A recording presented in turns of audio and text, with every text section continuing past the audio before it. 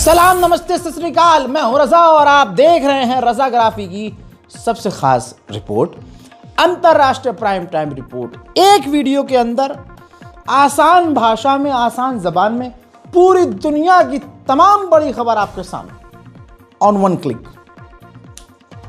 Channel को subscribe कर लीजिएगा, ये मेरी हाथ जोड़कर गुजारिश है, क्योंकि जितने ज़्यादा लोग हमें देखेंगे उतनी हमारी रीच ज़्यादा होगी, उतना सच दुनिया तक पहुंचेगा, उतना आपकी आवाज़, आपके दिल की आवाज़ मैं बनकर दुनिया तक पहुंचूंगा। सब्सक्राइब कीजिएगा दोस्तों। बताना चाहूँगा, भारत के लिए अब सीधा खतरा तुर्की बन रहा है। देश हित की बात हम करेंगे भाई, ठीक दोस्तों। तुर्की ने पाकिस्तान को अंका 3, आपके सामने report, Anka 3 flying wing UCAV drone जो है, जो दिखने में अमेरिका के बॉम्बर जैसा है, और कमाल ये है और डर भी ये है कि ये स्टिल्थ ड्रोन है। स्टिल्थ मतलब ये अगर किसी देश के आसमान में घुस भी गया तो इसको रडार पर देखा नहीं जा सकता, इसको हम पकड़ ही नहीं सकते। ये आएगा, बमबारी करेगा, चला जाएगा, बात खत्म। फिर आज तक और NDTV लिखेगा ड्रोन आए थे वापस चले गए, क्योंकि घोड़ी मीडिया तो सरकार के आगे घोड़ी बन जाती है।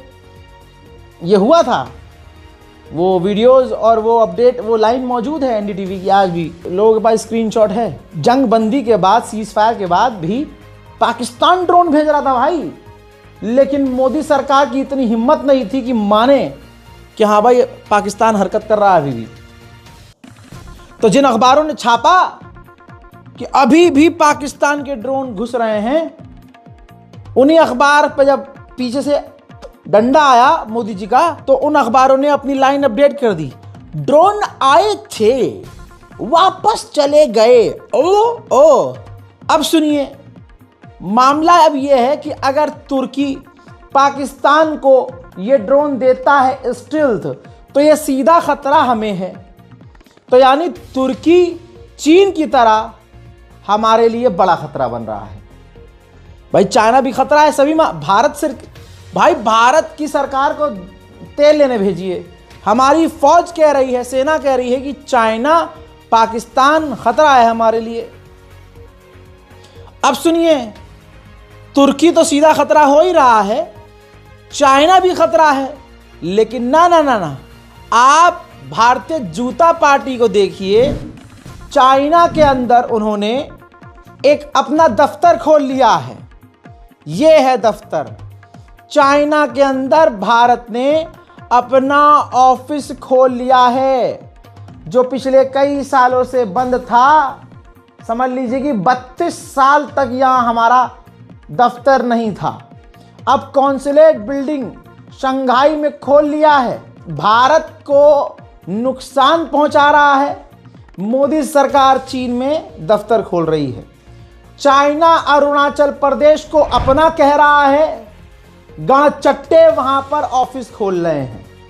ऑफिस तो छोड़िए, इस भारतीय झूठा पार्टी के समर्थक वाले जो लोग हैं, जितने अंधभक्त गणचट्टे हैं, इनकी औकात देखिए। ये फर्जी राष्ट्रवादी हैं, ये अपने बाप से सवाल नहीं कर सकते कि जब चाइना एक तरफ हमारे लिए बड़ा खतरा है, तो दूसरी तरफ आप उनसे नॉर्मलाइजेशन कर कैसे रहे हो। किसी भी हिंदू संगठन, किसी भी हिंदू जो हितैषी होता है, जो बड़ा चीखता है हिंदुत्व के लिए, उससे पूछो तो अब्बा डब्बा चब्बा हो जाएगा और अब्बा के आगे सवाल नहीं कर पाएगा। चाइना भारत के साथ अच्छा नहीं कर रहा है, लेकिन भारत की यही पार्टी गद्दार ये खोल रहे हैं चाइना में दफ्तर। दूसरी तरफ भारत के विदेश मंत्रालय ने कहा है चाइना से, MEA ने कहा है कि मिनिस्ट्री ऑफ एक्सटर्नल अफेयर ने कहा है कि भाई, चाइना से कहा है कि आप भारतीय लोगों को सिलेक्टिवली निशाना बनाकर परेशान मत करो। याद है ना, अभी कुछ दिन पहले एक अरुणाचल प्रदेश की भारतीय लड़की को चाइना ने एयरपोर्ट पे 18-19 घंटे परेशान किया था। लेकिन हमें क्या, मोदी जी की ये लाल आंख है, लाल आंख दिखा रहे हैं मोदी जी। दफ्तर पे दफ्तर खोल रहे हैं चाइना में मोदी जी, ये है लाल आंख। वहीं आसिम मुनीर पाकिस्तान के आर्मी चीफ जब तीनों सेना के अम्मा अब्बा बन गए और पूरी ताकत देश की उनके हाथ में आ गई, तो सबसे पहले धमकी उन्होंने भारत को दे डाली। कह दिया है भारत किसी डिल्यूजन में ना रहे, अगर उसने कोई भी हरकत की तो हम बहुत बुरा करेंगे। अब आप सोच के देखिए, ये कौन आसिम मुनीर है और कौन पाकिस्तान भारत को धमकी दे रहा है। बलोचिस्तान के लोगों का नरसंहार पाकिस्तान कर रहा है, शिया समुदाय के लोगों का नरसंहार पाकिस्तान कर रहा है। पाकिस्तान के अंदर ही टीटीपी को पाकिस्तान पाल रहा है और वही टीटीपी पाकिस्तान के लिए अब नासूर बन चुका है। अलकायदा हो, आईएसआईएस हो, सबको पाकिस्तान पनाह दे रहा है और ये पाकिस्तान की बेचारी आवाम जानती है। लेकिन अगर बोल देगी तो आसिम मुनीर जब इमरान खान की जिंदगी झांट कर सकता है तो आम पाकिस्तानियों के कितने छेद करेगा। इसलिए चाहकर भी पाकिस्तान की आवाम कुछ बोल नहीं सकती। वहीं इंडोनेशिया के राष्ट्रपति पाकिस्तान पहुंचे हैं, खुद पाकिस्तान के प्रधानमंत्री उन्हें लेने गए थे और साथ में पाकिस्तान के राष्ट्रपति भी गए थे। भाई वीवीआईपी स्वागत किया गया है। इंडोनेशिया और दूसरे मुस्लिम देशों के साथ पाकिस्तान अपनी करीबी बढ़ा रहा है। पाकिस्तान के आर्मी चीफ ने तालिबान को भी धमकी दी है, या तो पाकिस्तान चुन लो या टीटीपी चुन लो। उधर तहरीक तालिबान पाकिस्तान के हमले में पाकिस्तान की सिक्योरिटी के 6 जवान कत्ल हो गए हैं। हजरात, वहीं अफगानिस्तान में अमेरिका कर क्या रहा है, खुलासा हुआ है। पूर्व अफगानिस्तान के ऑफिशियल ने दावा किया है 45 मिलियन डॉलर अमेरिका की सरकार ने तालिबान को दिए हैं। अब सवाल ये खड़े हो रहे हैं कि तालिबान से ऐसा क्या काम करवाना चाहता है अमेरिका जिसके लिए इतनी मोटी रकम दी है, जबकि तालिबान और अमेरिका के बीच दोस्ती छोड़िए दुश्मनी है। वहीं भारत और अमेरिका के बीच जासूसी जहाज खरीदने की अमेरिका से बात चल रही थी। अमेरिका फुल चौड़ में था कि भारत को तो खरीदना ही पड़ेगा। अब भारत ने मना कर दिया है कि भाई हम नहीं लेंगे। रीज़न ये है कि अमेरिका हमको वो जहाज़ काफ़ी महंगी कीमत में दे रहा था। उधर रूस के विदेश मंत्रालय के द्वारा कहा गया है कि भारत हमसे तब तक तेल लेता रहेगा जब तक उसका फ़ायदा होता रहेगा। यही बात भारत की सरकार भी पहले कह चुकी है। खालिस्तानी संगठन के ऊपर बैन लगा दिया है ब्रिटेन ने और कई तरह की गिरफ्तारियां भी की गई हैं, सख्तियां की गई हैं, जिस पर भारत सरकार खुश हुई है और भारत सरकार ने स्वागत किया है इस फैसले का ब्रिटेन का। भारत पर रूस फिदा है। अब रशिया ने भारत को परमाणु सबमरीन और कई तरह के हथियारों को ऑफर करते हुए उसके ब्लूप्रिंट्स भी ऑफर कर दिए हैं। लालच बुरी बलाए है, ये बचपन से सुनते आए हैं, लेकिन फिर भी लालच में लोग पड़ जाते हैं। रशिया भारतीय एक नागरिक हरियाणा का लड़का नौजवान गया था पढ़ाई के लिए, स्टडी वीज़ा पर गया था। वहाँ पर रूसी ऑफिसर ने 52 लाख 50 से 52 लाख का ऑफर दिया और कहा इतना पैसा मिलेगा, पढ़े लिख के क्या करोगे, सेना में शामिल हो। अनुज ने कबूल कर लिया। हरियाणा का ये लौंडा अनुज 13 अक्टूबर को परिवार को कॉल करके बता रहा था कि उसने 10 दिन की ट्रेनिंग ली है। इसके बाद सीधा यूक्रेन रूस के युद्ध में भेज दिया गया है उसे। भारतीय युवाओं को भी उनके साथ भेजा जा रहा है। वो अनुज ने बताया कि मेरे साथ और भी भारतीय लोग हैं। अब दोस्तों लास्ट कुछ दिन पहले बात हुई थी, अब अनुज का संपर्क घर वालों से नहीं है। अनुज जिंदा है या मारा गया है नहीं पता है। और मोदी सरकार के जो अब्बा हैं, जिनके लिए कहा जाता था पापा ने जंग रुकवा दी, अब नहीं, अब अपने लोगों को अगला वहां से निकाल नहीं पा रहा है।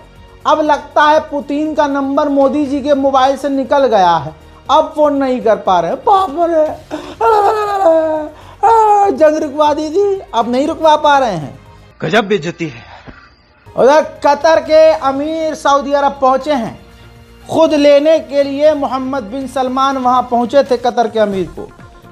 दोनों ने बातचीत की, बातचीत के बाद ऐलान किया है कि सऊदी अरब और कतर दोनों ही हाई स्पीड रेल दोनों देशों के बीच बिछाएंगे और दोनों देशों को कनेक्ट करेंगे।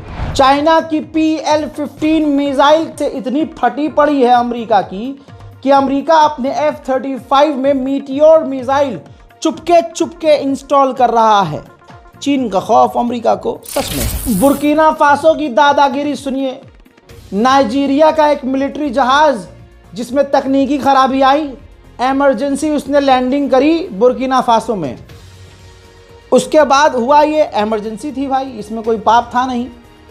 बुर्किना फासो ने 13 जवानों को गिरफ्तार कर लिया, जहाज को सीज कर लिया और मीडिया के सामने आकर इंटरव्यू दिया। इलीगल तरीके से, मतलब इल्ज़ाम लगा दिया कि इलीगल तरीके से उतरे थे। भाई गिरफ्तार कर लिया, सीज कर लिया जहाज कह रहे देंगे नहीं, भिखारी कहेंगे। यह है बुर्किना फासो। हजरात, वहीं चाइना के विदेश मंत्रालय ने स्वागत किया है मोदी और पुतिन की मीटिंग का। कहा कि हम इनकी मीटिंग का स्वागत करते हैं और हम चाहते हैं और ऐलान करते हैं कि चाइना और भारत और रशिया मिलकर साथ काम करेंगे। China, Russia, and India are emerging economies and important members of the global south. The three countries maintaining sound relations is not only in line with the three countries' own interests, but also conducive to regional and even global peace, security, stability, and prosperity.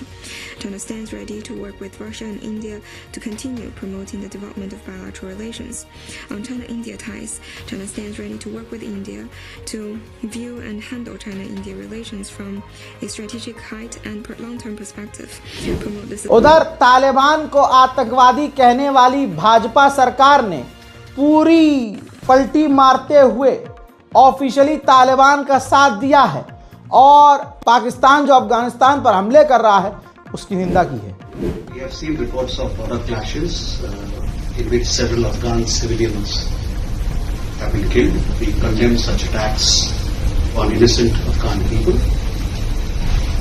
India strongly supports the territorial integrity, sovereignty and independence of Afghanistan.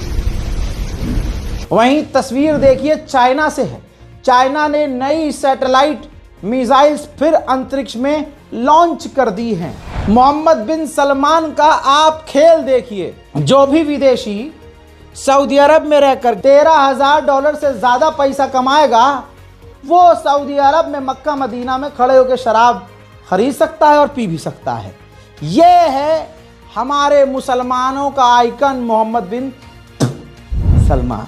China पर ban लगाया, America ने China पर trade ban लगाया, खूब ban लगाया, लेकिन इनके बावजूद सबूत आपके सामने, तमाम पाबंदियों के बावजूद पहली बार चाइना का ट्रेड 1 ट्रिलियन से पार हो चुका है। चाइना की बल्ले बल्ले हो गई है। हजरात, थाईलैंड और कोलंबिया के सीज फायर हो गया था, ट्रंप ने करवाया था। 2 दिन पहले मैंने बताया था कि फिर से झड़प शुरू हो गई है। लीजिए, थाईलैंड ने F-16 फाइटर जेट से कोलंबिया के ऊपर हवाई हमला कर दिया है। कोलंबिया के मिलिट्री बेस को धुआं कर दिया है। कोलंबिया की ये तस्वीरें हैं जहां थाईलैंड ने बमबारी कर डाली है। सीज फायर टूट चुका है। दोनों देशों के बीच खतरनाक जंग शुरू हो चुकी है। थाईलैंड की आर्मी को हल्के में मत लीजिएगा। ये रहा फोटो। थाईलैंड की आर्मी जो है कोलंबिया के अंदर घुसी और कोलंबिया के गांव पर, बॉर्डर के गांव पर कब्जा कर लिया। हजरात, मंदिर की लड़ाई कहां पहुंच गई? थाईलैंड कहता है ये मंदिर हमारा, मंदिर की लड़ाई है बेसिकली। कोलंबिया कहता है ये मंदिर हमारा है। अब कोलंबिया पर जब बमबारी कर रहा था थाईलैंड का जेट, स्कूल के, कोलंबिया के स्कूल के बच्चे भाग रहे थे।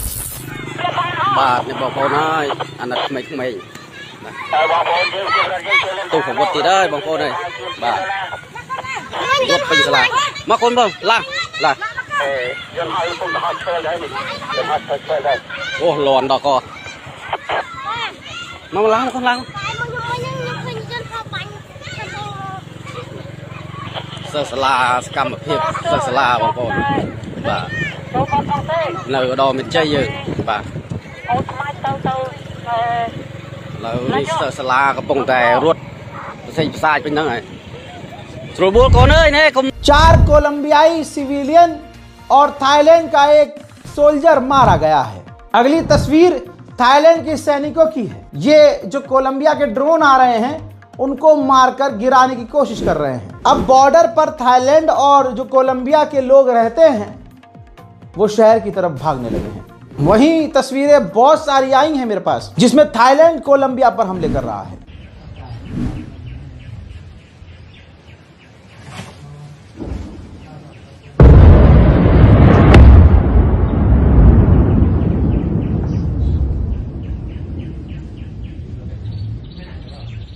इसके बाद कोलंबिया फुल मोड में आ गया है। ये देखिए कोलंबिया ने बॉर्डर पर हथियार तैनात करने शुरू कर दिए हैं। ऐसे ही अमेरिका ने भी वेनेजुएला के करीब भारी मात्रा में अमेरिका की और फौज भेज दी है। हजरात मोहतरम, अंतर्राष्ट्रीय प्राइम टाइम रिपोर्ट में आज और अभी के लिए इतना ही। इस रिपोर्ट को शेयर कीजिए, अपनी दुआओं में हमें याद रखिए, चैनल को सब्सक्राइब कीजिए प्लीज। जय हिंद।